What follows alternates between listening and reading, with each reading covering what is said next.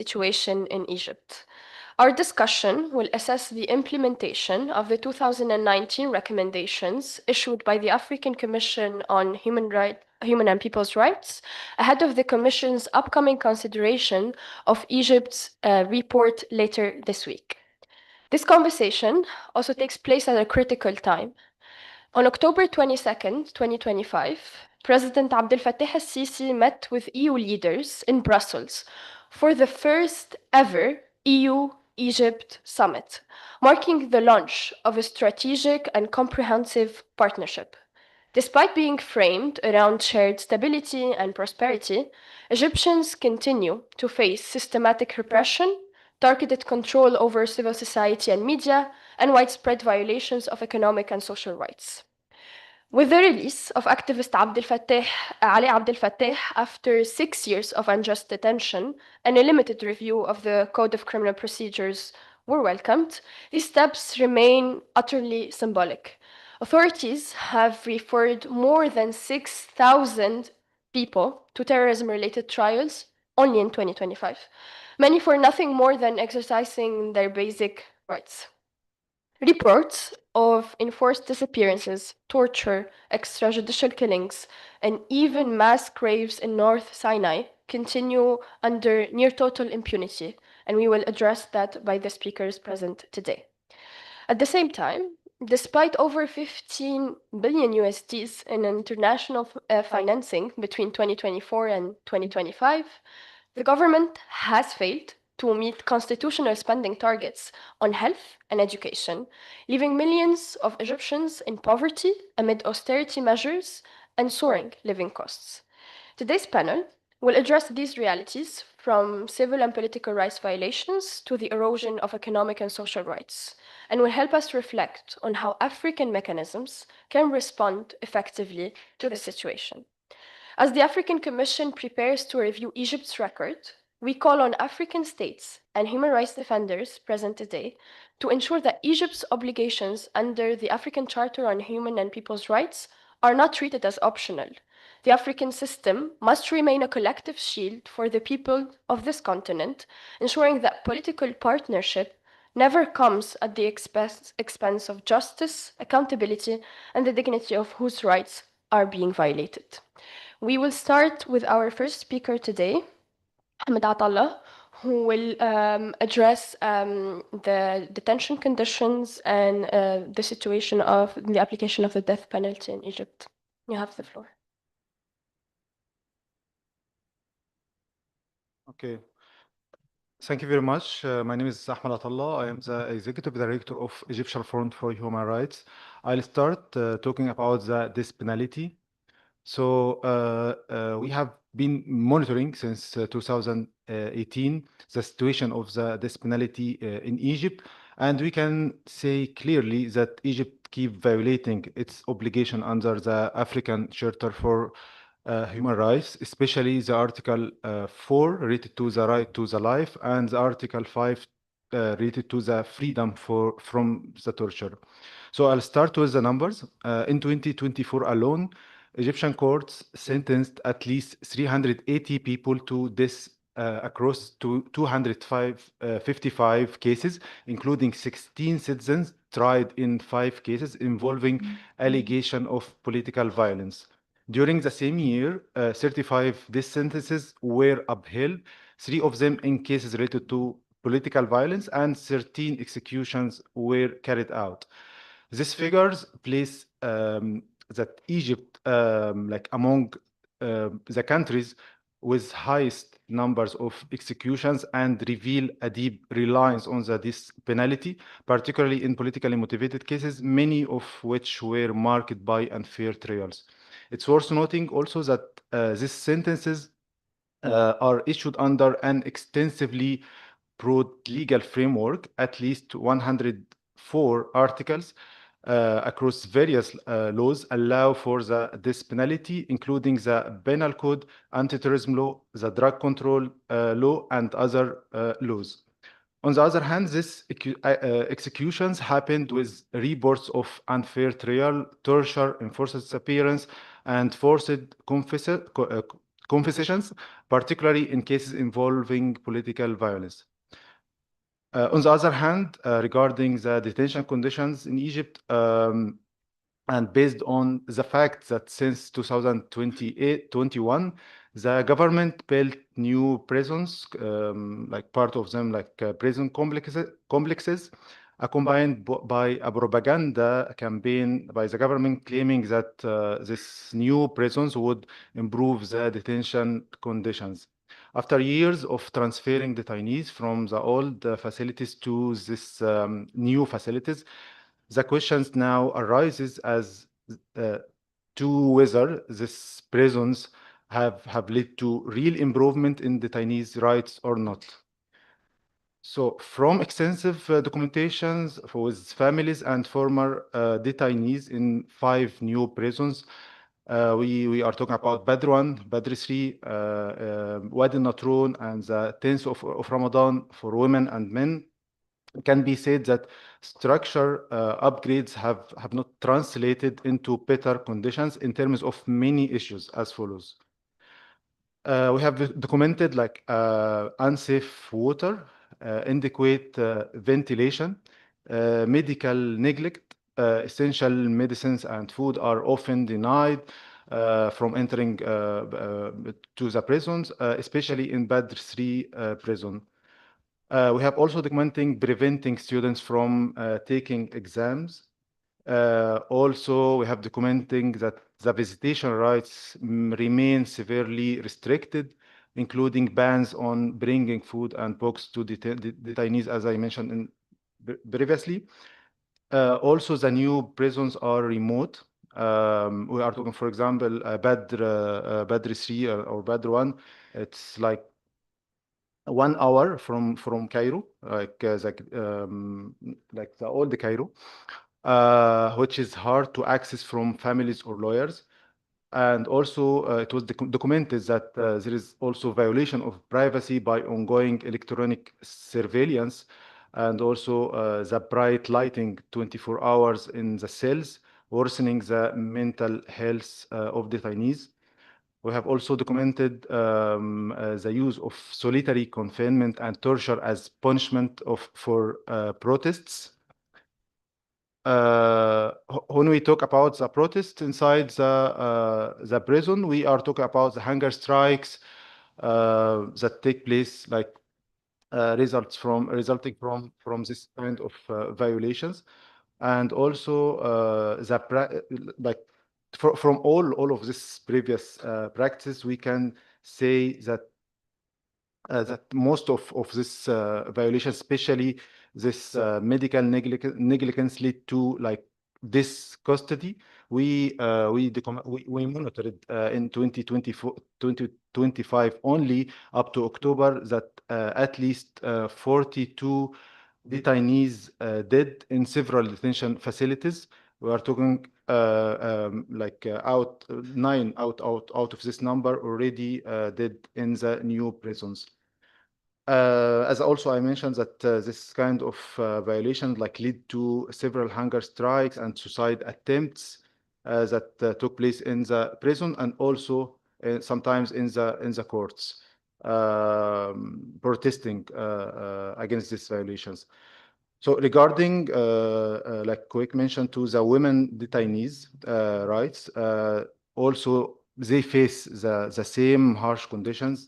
The case of Hoda Abdel Menaim, a prominent human rights lawyer, and also a former member in National Human Rights Council, which is detained since 2018. Actually, she faced a lot of violations, like denying from adequate health care despite serious health problems, and remains imprisoned following an unfair trial before an emergency court. And after she finished her sentences, actually was rotated on 2 cases, and she's still like in prison so far. At the end, we can clearly say that these new prisons replicate the same patterns of violations found in the older facilities, and also prioritize also the government seems that it, yeah, like it prioritize image and construction over the genuine reform and respect for the detainees' rights. Even though they are new building, we can say clearly that the same punishment philosophy persists, applied by the same prisons officers. And I'll give the floor to the other colleagues to add something. Thanks. Thank you so much, Ahmed, for this key picture on the detention conditions. And prisons are only one tool among the repression practices that Egypt is employing. We go to our second speaker, Elif, who will elaborate more on the patterns and practices of enforced disappearances, torture, and extrajudicial executions in Egypt. Thank you, Mesa. My name is Ilaf Qassab. I'm the MENA Human Rights Advisor at the World Organization Against Torture. And in my intervention, I will focus on 4 linked problems: enforced disappearance, torture, arbitrary detention, and fair trial violations. These are not isolated issues. They are a single repressive system that has not changed since the Commission's 2019 recommendations. The Commission told Egypt what to do. The state accepted most recommendations on paper, but the problem is follow-up, as usual. The laws and practices that enable disappearance and torture remain in practice, and the authorities kept the tools and stopped the remedies. First, the state claims all detainees are in official facilities with access to lawyers and families in its state report. Civil society data, on the other hand, shows the opposite. Up until today, the total number of disappearances has far exceeded 4,000 since 2015. Families report abduction by security agents, prolonged incommunicado detention, and then a sudden reappearance before the Supreme State security prosecution and terrorism circuits, often after torture. Unfortunately, some are still disappeared until today. Yet, Egypt has not criminalized enforced disappearance and refused to ratify the convention, the International Convention for the Protection of All Persons from Enforced Disappearance, as recommended by the African Commission. Second, Egypt's constitution and laws pay lip service to prohibitions, but they do not match practice. Egyptian NGOs, including the colleagues here, document dozens of new torture incidents and many custodial deaths every year. Methods reported include beatings, electric shocks, sexual violence, forced rest positions, isolations, and medical neglect. The Penal Code still defines torture only narrowly as acts to extract confessions. That narrow definition blocks effective prosecution of perpetrators and keeps senior officials outside accountability. International experts, including the Committee Against Torture and the Human Rights Committee, have repeatedly concluded since 1996 and up until 2023 that torture in Egypt is systematic and widespread. A legal analysis conducted by Redress and other international and national NGOs concluded that torture in Egypt may amount to a crime against humanity. And yet, no credible national investigation or prosecution of senior officials has followed those findings. Third, the legal architecture is structured in ways that concentrate power. The amendments of the Constitution and laws on judicial appointments that took place in the previous years have weakened judicial independence. Terrorism circuits and state security prosecutions operate with broad discretion. In 2024 alone, terrorism courts issued tens of thousands of detention renewal orders. Okay. In 2024 alone, terrorism courts issued tens of thousands of detention renewal orders, often without release or meaningful judicial scrutiny. Mass trials keep large groups of defendants convicted on the basis of coerced confessions. Military courts still try civilians in cases that should be in the ordinary system. The rotation of cases, defined as the opening of new identical terrorism files to extend detention, is routine. This practice denies judicial reviews and effectively creates indefinite detention. One example that my colleague Ahmed has already cited is that of lawyer Huda Abdel Manam, who finished a 5-year sentence in 2023, only to be rotated into a new terrorism case. And the same happens to hundreds of detainees, allowing indefinite imprisonment with no judicial oversight. All of these practices violate at least Articles 5, 6, and 7 of the African Charter, and they directly undermine the Commission's prior recommendations on judicial reform and on ending military trials for civilians. So, how do these 4 problems connect? Enforced disappearance creates the space for torture, because victims are held outside meaningful oversight.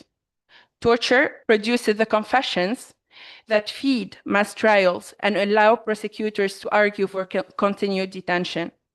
The anti-torture framework codifies those elements by offering broad, vague definitions and excessive powers. So the result is a cycle. We have a legal framework that permits abuse, an investigative system that protects perpetrators, and a court system that validates tainted evidence. That cycle is the lived reality the ACHPR sought to dismantle in 2019, but it still runs. What the state promised and what citizens see do not match.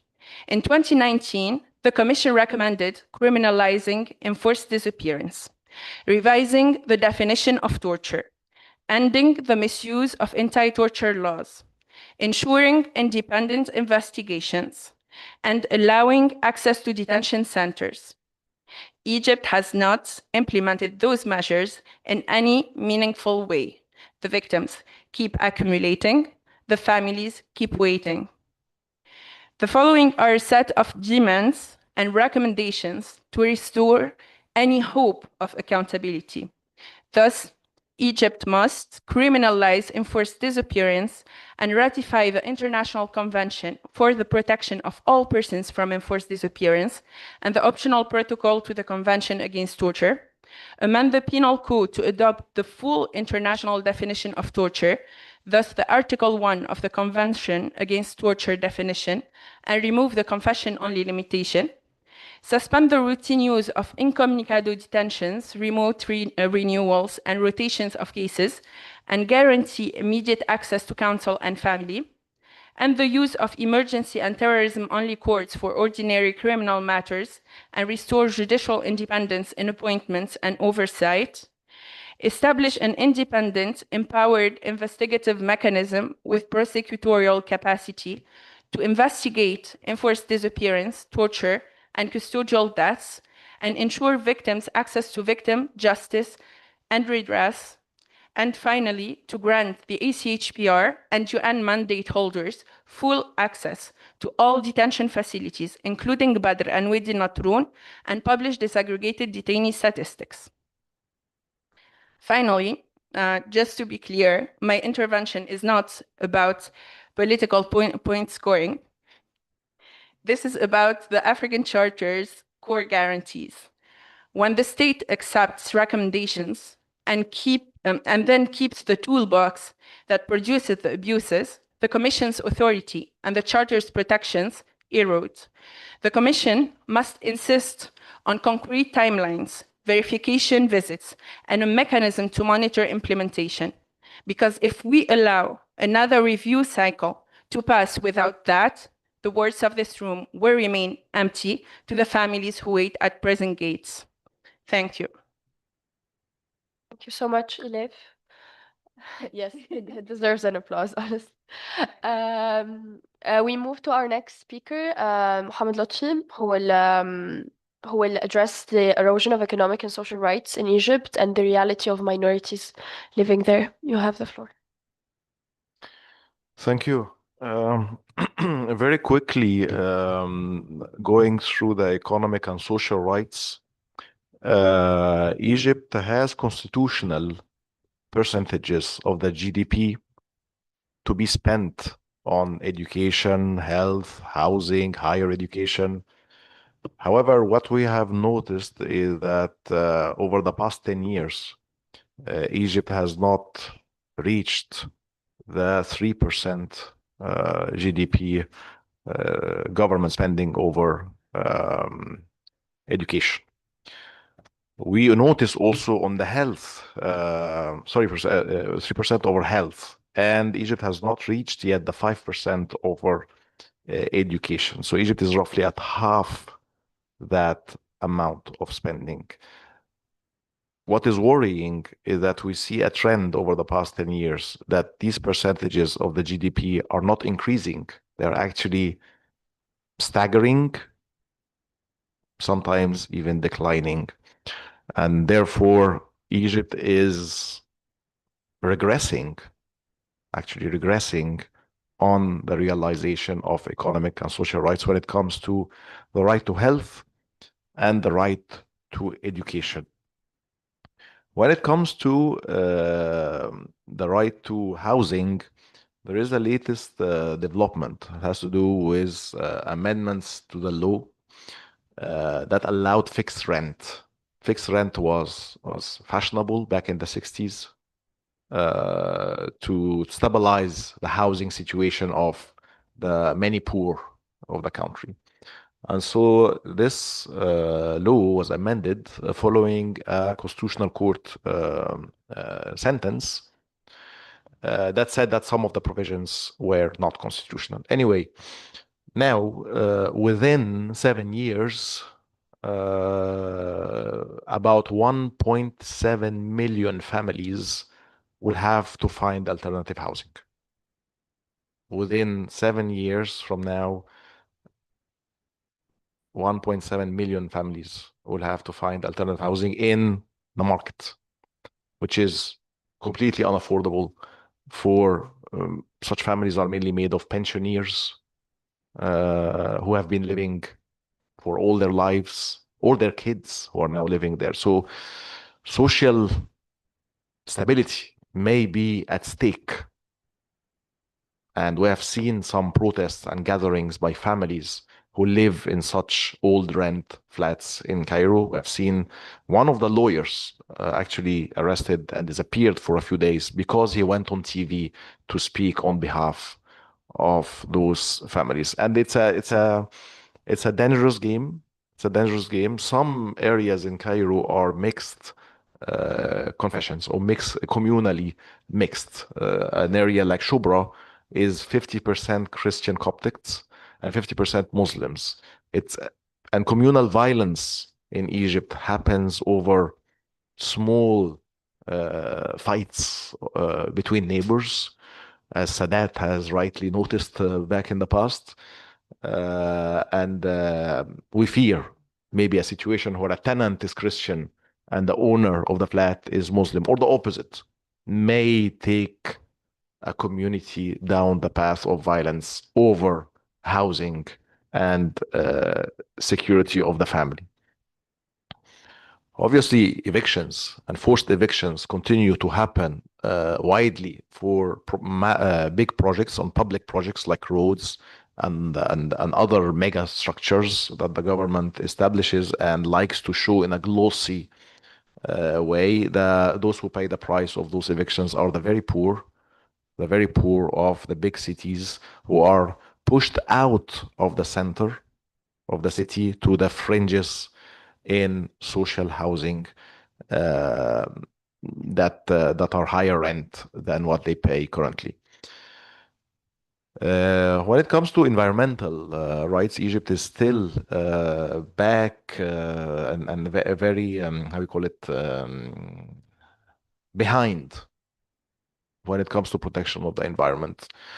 Many areas in the south of Egypt suffer from polluting industries such as fertilizers plants in Asyut, Manqabad, in Aswan, Azbit al-Busta.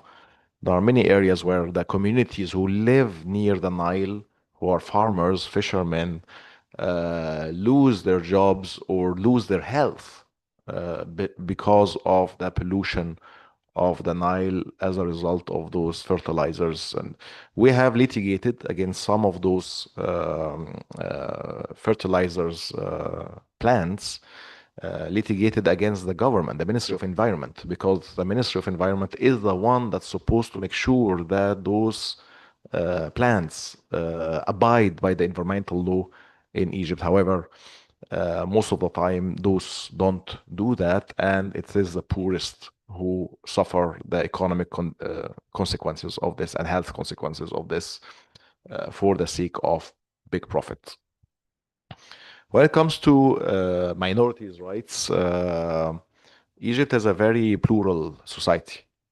Might think of Egypt as a very Muslim country, but it is actually a very diverse society. There is a large Coptic community in Egypt, Coptic Christian community in Egypt, Orthodox, Protestants, Catholics. There is a handful of Jewish ladies, actually over 50 and over 60 years old. That's the remaining community of Jews in Egypt who have stayed in Egypt. We have Baha'is, Shias, Ahmadis, Jehovah Witnesses, but also atheists. So Egypt is very plural in that sense. However, even the Egyptian constitution does not recognize the right to practice. It recognizes the right to belief to all, which is great, but it doesn't. It only recognizes the right to practice heavenly religion. That's Islam, Christianity, and Judaism. And Islam understood as Sunni Islam only, not even Sufi Islam or Shia Islam or the other sects of Islam that exist. And therefore, we see a lot of harassment and arrests and the limitation and obstacles to and discrimination against Baha'is, Shias, Ahmadi, Nuri Ahmadi, atheists, and other sects of Islam, who are so often accused of contempt of religion. That's Article 98F of the Penal Code, which has been consistently used by prosecutors in Egypt to punish or arrest or try converts from Islam to Christianity, but also other minorities, religious minorities who have promoted Quranis, for example, have also been harassed and arrested and detained on the back of such accusations. And so the constitution in Egypt was supposed to establish, or I mean, provides for the establishment of an anti-discrimination commission. The constitution from 2014. We're now 11 years later. 11 years later, we have not had an anti-discrimination commission, which is a shame because it would serve many purposes, not just for religious minorities, but also for sexual minorities and was also discrimination based on gender.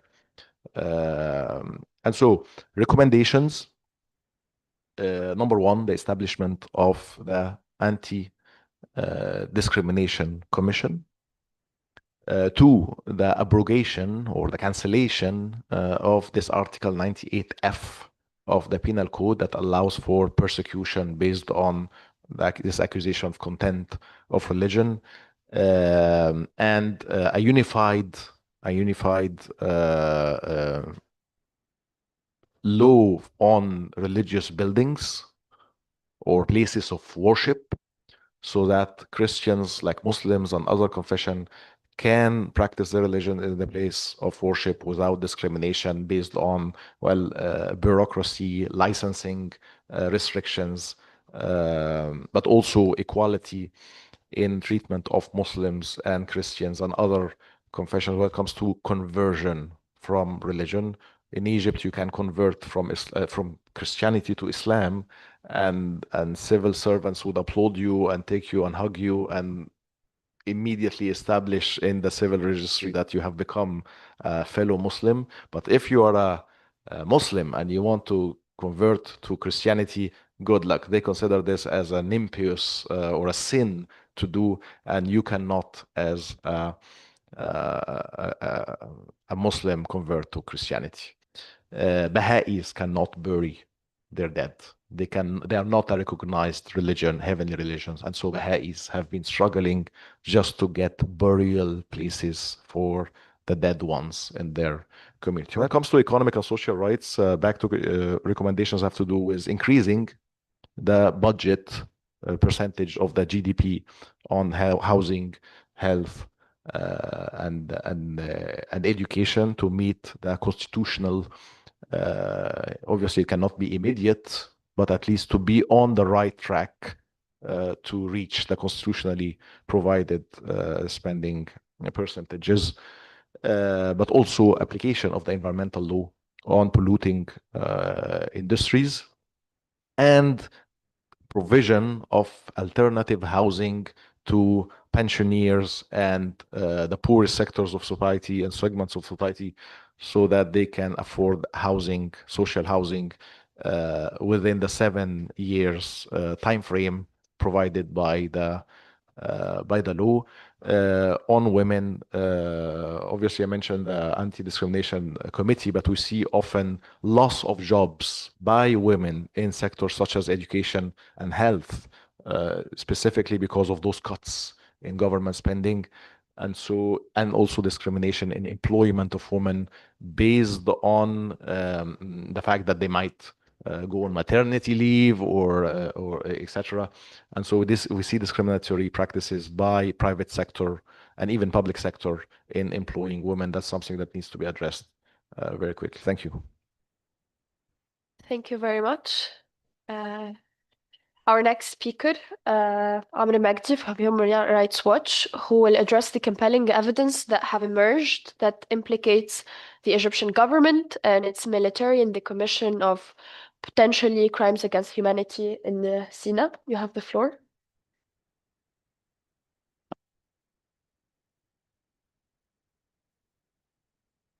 Okay.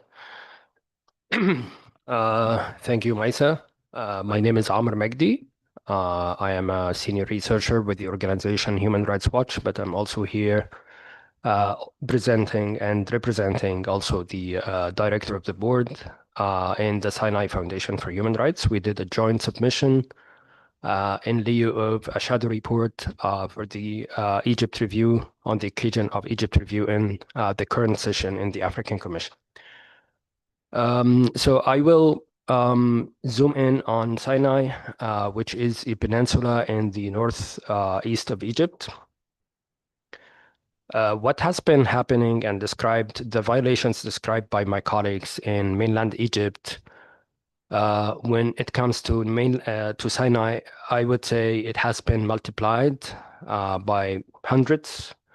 For example, as you will hear from me in this presentation, in mainland Egypt, people, of course, there are mass arbitrary arrests everywhere in every single city in Egypt, but many of those arrested get detained secretly and forced disappearance. But in Sinai, it's by default, every single one arrested is forcibly disappeared. There's no chance a person will be held and their location will be known to their family. So what happened in Sinai? After the military coup in July 2013, a war escalated very quickly between a small militant group that pledged allegiance to ISIS, Islamic State, in 2014, and the Egyptian government forces, mainly the military, but also the police, and some pro-army militias consisting of local men who actually were armed to assist the military in their fight against ISIS. We believe this war continued from 2013 until roughly the end of 2022. That was the last recorded attack by this militant group that's called Wilayat Sina. And we believe that hostilities actually rose to the level of a non-international armed conflict, given the intensity, the sheer size of military troops used in the fight, and the presence of organized command chain on both sides fighting. During this war, both sides committed extremely serious abuses that brutalized the local Sinai population. The Egyptian military and police and the pro-army militias that were supporting them have been involved in mass arbitrary arrests. We're talking about thousands of people in a population that is already relatively small, around 500,000 people. Almost all of those have actually been forcibly disappeared for weeks, months, or years in mostly in unofficial military sites, but some of them in non-military sites. Many of them were abused, tortured, but also some of them have been removed from their detention sites and killed in field executions in cold blood. Many have been civilians sent to military trials that also include many children. Thousands of families have been evicted during the course of the fight from their homes and farms, particularly from 2015 onwards. We are talking about almost 150,000 people who've been forcibly evicted by the military from their homes and villages, mostly or a lot of them without just compensation, or sometimes without any sort of compensation, and also without any assistance. When those people were evicted from their homes, they had to find and arrange for carrying their furniture, sometimes in very primitive ways, on donkey pulled carts and so on. The military didn't offer any assistance for those innocent and simple people to actually find new homes and new sources of income. The entire city of Rafah has been razed. Many villages in Sheikh Zayed have been razed, and some of these demolitions are still ongoing in El Arish and Bir El Abd. Some of these demolitions have been conducted based on verbal statements or orders by President Sisi and other officials without even a single written decree that regulates how these and what compensation are they entitled for. This ISIS militants, on the other side, committed also horrifying abuses, including abducting and executing civilians. And they have also been responsible for the largest single violent attack in Egypt's history. That was on Al Rawda Mosque in Al Arish City, near Al Arish City, that killed over 300 mosque goers in 2017. Basically, residents of Sinai have been crushed between the unlawful conduct of the military and the ISIS fighters. But actually, adhering to laws and regulations is what should distinguish law enforcement. We call them law enforcement, for God's sake. Law enforcement, security forces, and unlawful groups and extremists, whatever you want to call them.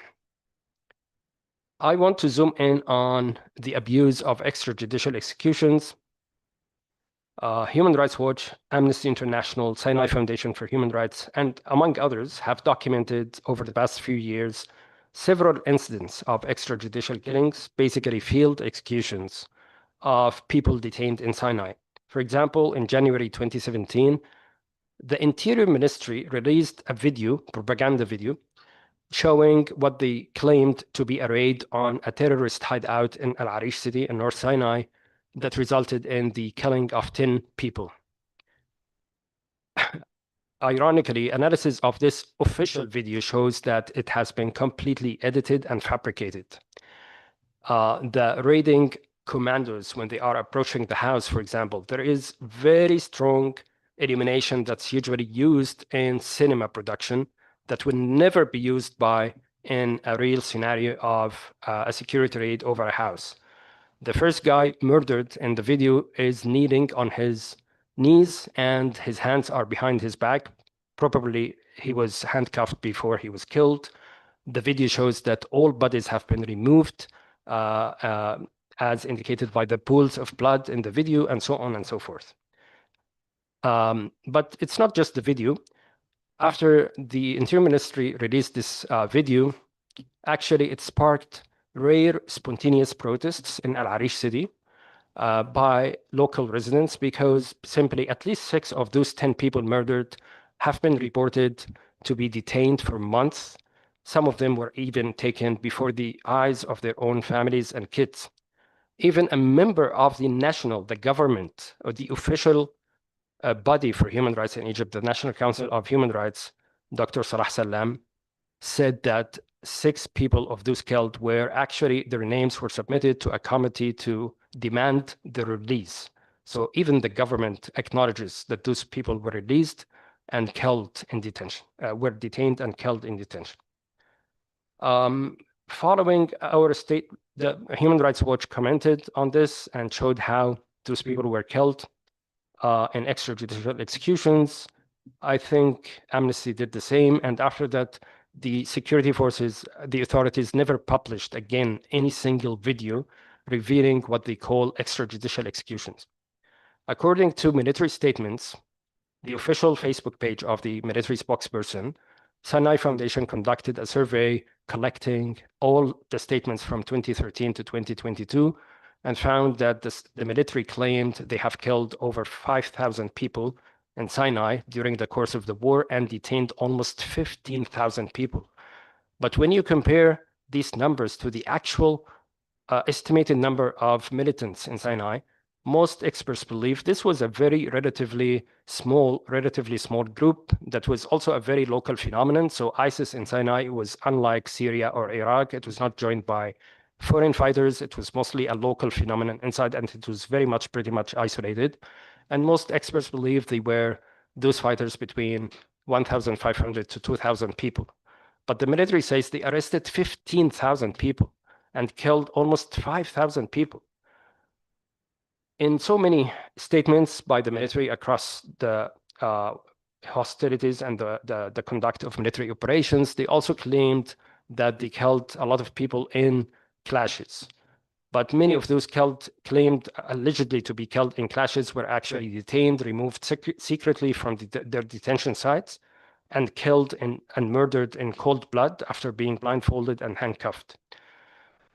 The very important development is really a groundbreaking report by the Sinai Foundation released last month that documents for the first time ever, in cooperation with Forensic Architecture, which is an independent organization in the UK, the presence of a mass grave in Al Arish, where it's believed that hundreds of people have been killed and buried secretly by the military in those extrajudicial executions. The revelation happened through 2 militia members, 2 of the members of the militias that were supporting the military. They gave testimonies to the Sinai Foundation that led to the discovery of the location of this mass grave site, even though those militia members denied participating in the killings, but they gave powerful testimonies that many innocent civilians were killed in those sites and buried secretly. The team of the Sinai Foundation managed, even though it's extremely fortified military site, they managed to visit the site and do some superficial excavations, revealing human remains of 36 bodies at least. But the estimate is that at least over 300 people were buried in that site, mostly superficially. When doing further examinations of the photographs taken and videos taken in the site, it's really shocking how we could see that some of these skeletons, human skeletons, still have the blindfolds around their skulls. Some of them still have the handcuffs, closed handcuffs around their basically the bones of their hands. They were buried in their full clothes and very superficially. And that reflects the degree of control the army feels they enjoy in Sinai, but also the lack of fear of any repercussions. The site has been fortified by 9 military posts around the mass grave, and Forensic Architecture did really amazing work analyzing satellite images of this site, a series of satellite images from 2005 until 2023. Basically, why the military chose that site? Because it was already a hole that was used until almost 2010 by locals to actually dig for soil. So it was already a hole, and the military used that to actually deepen the hole and introduce military fortifications around the site, and also they dug trenches around the site to basically hide it from the eyes of civilians.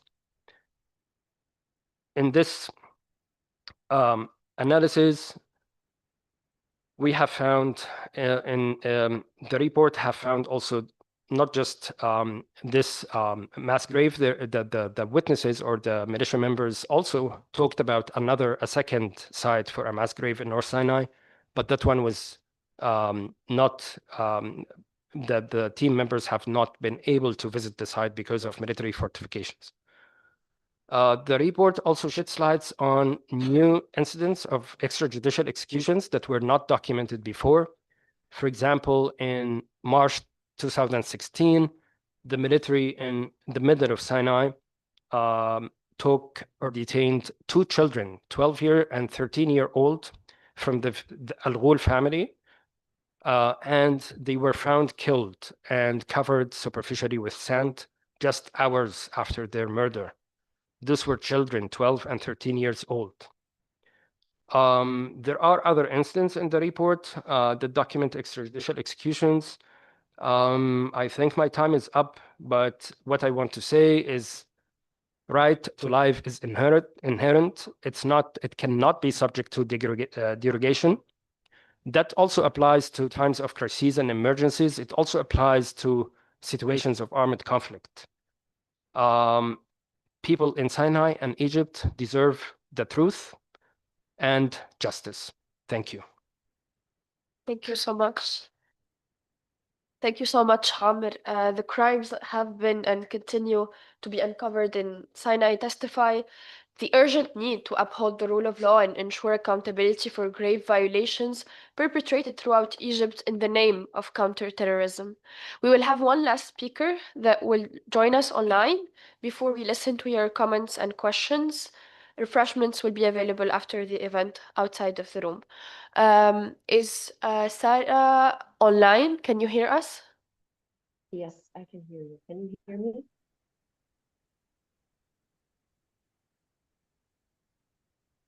Where is-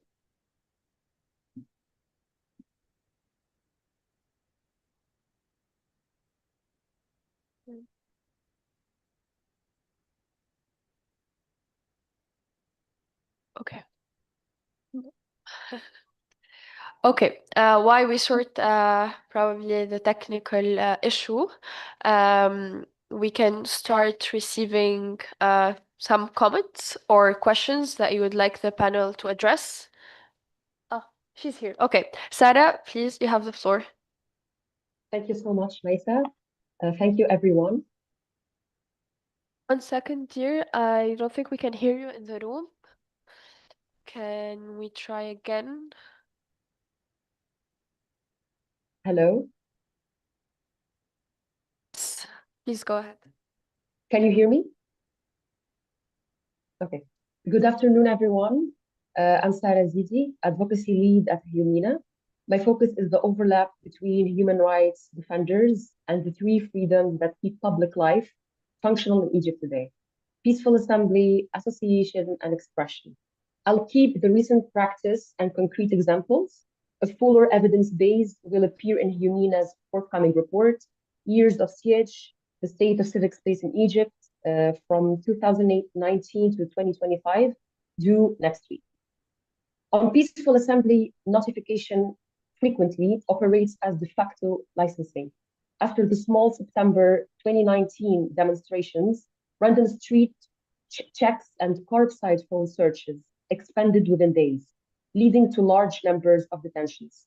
Around sensitive dates since then, modest time-limited gatherings have faced late route changes, broad public order vetoes, and security parameters that render local plans unworkable.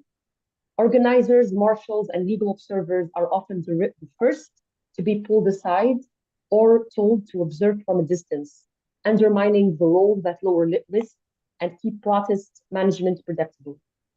On association, compliance has not guaranteed its operating space.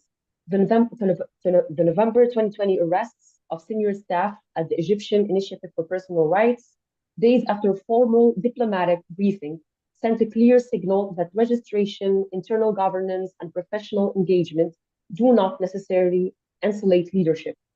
In routine operations, this looks like donor transfers held under review, venues, canceling on short notice following unofficial calls, and standard trainings reclassified to require prior permission. None of it as a formal ban, all of it effective obstruction.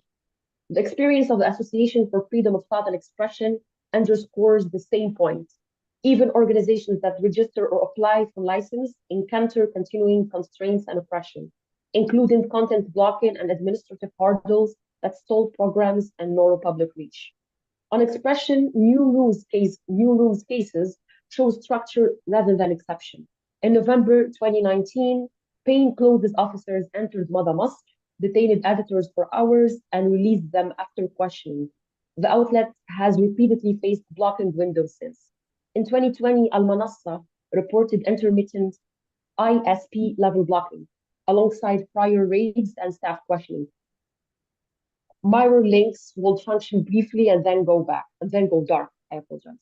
Beyond individual new rules, network level blocking has persisted in recent years across independent media, civil society sites, and even circumvention tools, often without published orders. More recently, the independent outlet Zawiya 3 was also blocked. Around assemblies or sensitive reporting, takedowns and legal complaints move the fastest. Online speech becomes a gateway to street-level stops and device searches. A brief note on defenders themselves inside the country. Human rights defenders face layered scrutiny, summonses, travel bans, set measures, and rotation into new case numbers after release, creating continuous risk even without trial. Outside the country, of course, exiled human rights defenders face transnational repression used in a tactical manner by the Egyptian authorities. Online harassment, obstacles in consular paperwork and document renewal, and pressure through family members at home. In both spaces, we can notice that the engagement is chilled and the capacity to monitor, meditate, and report is reduced. Across recent files, the mechanics are consistent. Uncertainty is used as a tool. If organizers cannot know whether a notified assembly will proceed, if associations cannot know when lawful funds will be released, and if editors cannot know whether factual reporting will trigger complaints or blocking, self-limitation becomes rational. Pressure concentrates on safety roles, marshals, legal observers, documenters, and editors. The people who reduce risk are the first to be separated or targeted. Women defenders face additional exposure through intrusive searches and reputational smears. Information is fragmented, where verification matters most. Notices are acknowledged late or not at all. Conditions change without written reasons. Our recommendations as a HUMINA are: for the freedom of assembly, we establish the presumption of facilitation for peaceful, notified gatherings under the ACHPR guidelines, with independent oversight so organizers, marshals, and monitors can operate safely. For the freedom of association, we ask to ensure non-discriminatory, time-bound, and reasoned decisions on registration and access to resources, with an effective right to review, so lawful civic work can proceed predictably. For the freedom of expression and opaque network-level blocking of civic content, any restriction should meet legality, necessity, and proportionality tests, and be subject to prompt independent review. These are standard-based steps, understandable to regional audience, and immediately measurable. Thank you so much. Thank you so much, Sarah. From all the panelists, the message is clear. Human rights must not be a silent casualty of political partnerships. Egypt's record before this commission cannot be examined in isolation. It reflects a broader test for the African human rights system itself. The panelists have demonstrated that the Commission's 2019 recommendations remain largely unimplemented. while arbitrary detention, torture, economic deprivation continue to shape the daily lives of millions. And as the African Commission prepares to review Egypt's report, we urge African states to reaffirm that the African Charter on Human and People's Rights is not a declaration of intent, but a binding commitment. We look forward to hearing from you if there are any comments or questions in the room. Yes, please have a second question here and a third one here. Bonjour à tous. نتكلم بالعربي je parle en français. نتكلم بالفرنساوي. Alors, je me présente, je suis Makaïla Ngebla, je viens du Tchad, mais journaliste basé en France. Euh, je félicite effectivement les panélistes pour les différents exposés qui nous parlent. Qui nous parlent parce que la situation en Égypte est effroyable. Quand on voit les droits socio-économiques, quand on voit les droits fondamentaux, quand on voit la culture d'impunité, quand on voit l'absence des autorités, moi, ça me fait rappeler la période de Hosni Moubarak. Si les printemps arabes a pu quand même apporter un changement en Égypte, en Tunisie et je pense à l'Égypte, la Tunisie, l'Algérie, non. Dans ces pays, aujourd'hui, on a encore fait un bond en arrière. Parce que les mêmes violations de droits de l'homme sous Moubarak semblent continuer sous le régime militaire et que face à cela, il y a une impunité totale, il y a une absence de réaction de la communauté internationale. Aujourd'hui, on est à la Commission africaine des droits de l'homme et des peuples. J'ai l'impression que les différents pénalistes, les différentes organisations qui sont ici présentes appellent la communauté africaine à s'imposer face au régime autoritaire. Ce qui se passe au Maghreb, c'est la même situation qui se passe au Sahel. C'est la même situation qui se passe en Afrique centrale. Pour moi, qui vis en France, je suis indigné. Parce que la France, l'Union européenne, je vais souvent au commissariat des droits de l'homme de l'ONU. Les Nations unies semblent être passifs sur la situation des drames au pays du Maghreb, au Sahel, etc.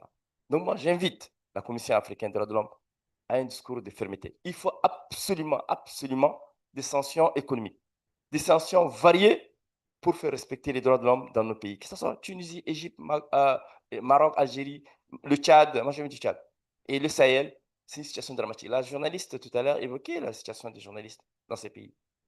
On entend rarement la Fédération internationale de journalistes, on entend rarement Reporters sans frontières qui aussi se battent. Mais en face de ces organisations de droits de l'homme, il y a effectivement un problème de pénétration de la communauté internationale sur ces défis-là. Tant que ces défis restent, les gens sont opprimés à différents niveaux. Le monsieur, il parlait des droits, le droit socio-économique, la question du logement.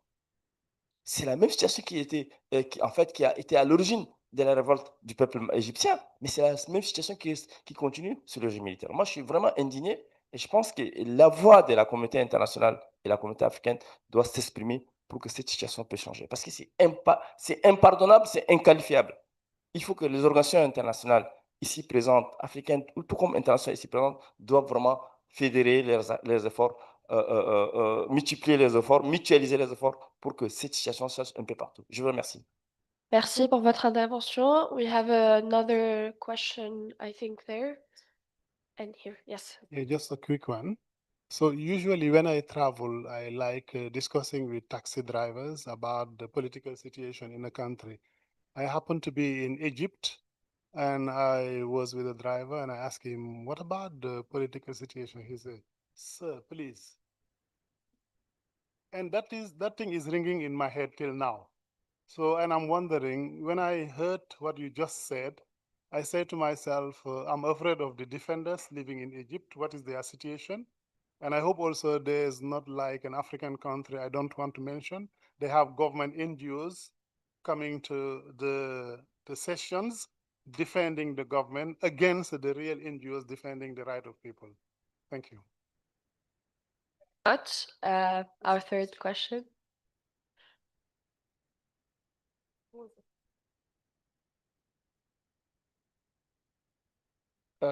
Good morning, everyone. First of all, I appreciate your topic theme. You know, my name is Professor Dr. Atif Amin. Before we talk about the accountability, why not we choose first awareness and precautionary measures? The problem is that all of you doing very hard work and dedicated work to promote human rights. But unfortunately, the people who having authorities like police, immigration, and other law enforcement agencies, they undermining your precautionary measures or your policies. The reason is that lack of awareness to the public. So my humble suggestion is that why not you make a one steering committee who actively present on social media. First of all, to promote what is the policies of human right on the continent. Number two, they are actively monitoring the activities of the law enforcement agencies by your social media. You know, nowadays, social media is fourth pillar. They are the one who driving the society.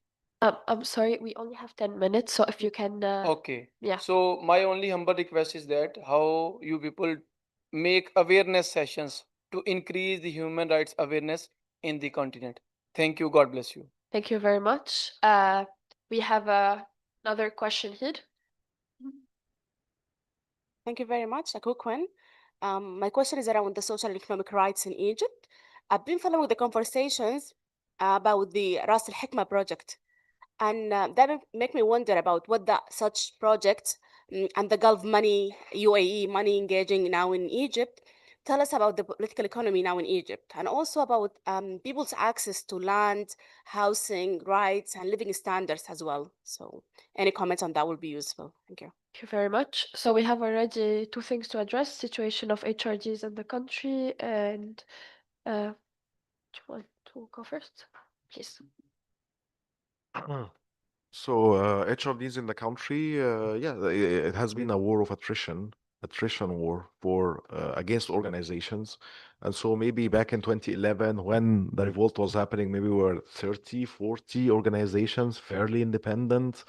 Today we're maybe a handful of surviving organizations because it has been a war of attrition, assets freeze, travel bans, attacks on defenders, arrests. Um, all these have led to crowding out essentially a lot of the independent organizations.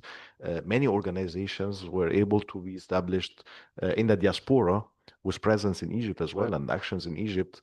So now, yeah, the civil society or human rights defenders, individual defenders are the weakest link. So if you're a human rights lawyer, but you don't belong to an organization, you see what I mean? That's you're an easy target for arrest. If you're a researcher, like Ismail Iskandarani was arrested just after Alab Fatah was released.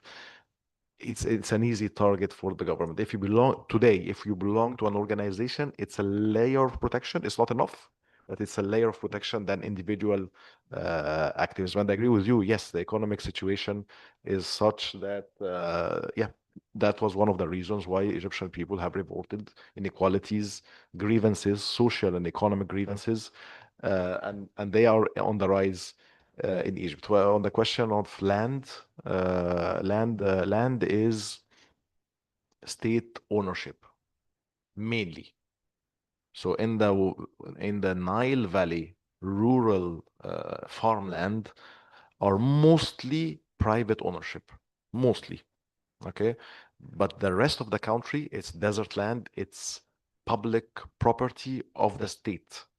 Okay, and that means that if you want to build a house in a desert area, in a slum, you need to get authorization of the state.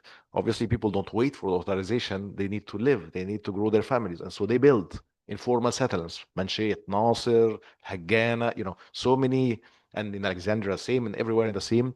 And according to the Egyptian civil code, a government by direct orders of the executive, local authorities can remove any infringements on state-owned property, and that's those lands, which means that it's easy to evict and forcibly demolish the houses of the poor, and that's how it is happening.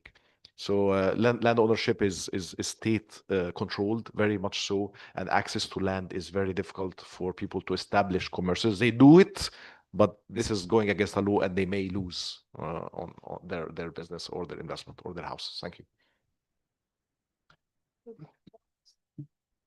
Okay, so I'll just touch of this your question about the economic rights. So actually, we keep our eyes about what happens in Nepal and Morocco from this protest that led by the Gen Z and like actually driven by this economic and social demands. And actually, we are worrying actually that something similar maybe will happen in the future. Like as Mohammed said in the beginning, that actually the Egyptian government actually haven't fulfilled its commitment, its constitutional commitments of this public spending on the education and health. So, and actually in the opposite, actually, like they keep investing and implementing its mega projects, even like there is like kind of advices from IMF or other physical institutions to slow down this kind of projects. So actually, it's very worrying. And in terms of your question, also the second part regarding the Gulf investments in Egypt. So actually, not only the Gulf countries, but also other countries, which like shifted from this unconditional support to the government, which like increased after 2013, and actually like shifted now to like conditional support, benefiting, of course, for the economic crisis that happened in Egypt, and also the deterioration of the currency value. Actually, there is so far there is no exact numbers or statistics, but we see this increasing pattern of accusation of this kind of profitable governmental companies and also private companies, which lead actually like unfortunately like the talented and skilled persons actually to leave the government. Sorry, to leave the country. So we'll see what will happen in the future, but yeah, we are worrying a lot. Thanks. We'll have our last comment by our last speaker, and then unfortunately, we'll have to leave the room in 5 minutes, but we can continue our discussions outside with refreshments. Thank you very much, everyone. Yeah, very brief comments because one of the attendees here mentioned Mubarak. And of course, under Mubarak, Egypt was also not a democracy, but there's no way of comparison between the sheer oppression under Sisi and what was under Mubarak. Under Mubarak, no one was abducted from home and disappeared because of a Facebook post. I remember back then I was a university student. We were going into university marches, sometimes going out of campus, and we could feel safe to go back home after those protests. Now everyone going to a protest in Egypt knows they will either be killed or arrested. The sheer oppression under Sisi is only, I think, comparable to perhaps some Latin American countries under military junta in the 80s. It's not even comparable to the communist oppression in Eastern Europe in the 60s or 50s. We are really under severe oppression, and there's complete annihilation of all civil liberties and the civic space. For the colleague who raised the issue of awareness, I want to, of course, awareness campaigns are always welcome, but Egyptian people are not lacking awareness. You cannot talk about a population that actually millions of people took to the streets in very brave revolution in 2011, and again for 2 years were marching and facing death and prison in order to defend their liberties. Until now, very brave Egyptians, like those people sitting next to me, are speaking up despite the extreme prices they pay from their own security and their families' security. We are talking about tens of thousands of people who've been taken to prison. We are talking about most of the Egyptian civil society and political activists forced into exile. And even though they are not shutting up about their democracy and human rights in their countries. So please, before talking about awareness, talk about government repression. Egyptian people are not lacking awareness. It is the responsibility of the government for aborting democracy and actually for betraying the dreams of Egyptians for democracy and human rights. Thank you.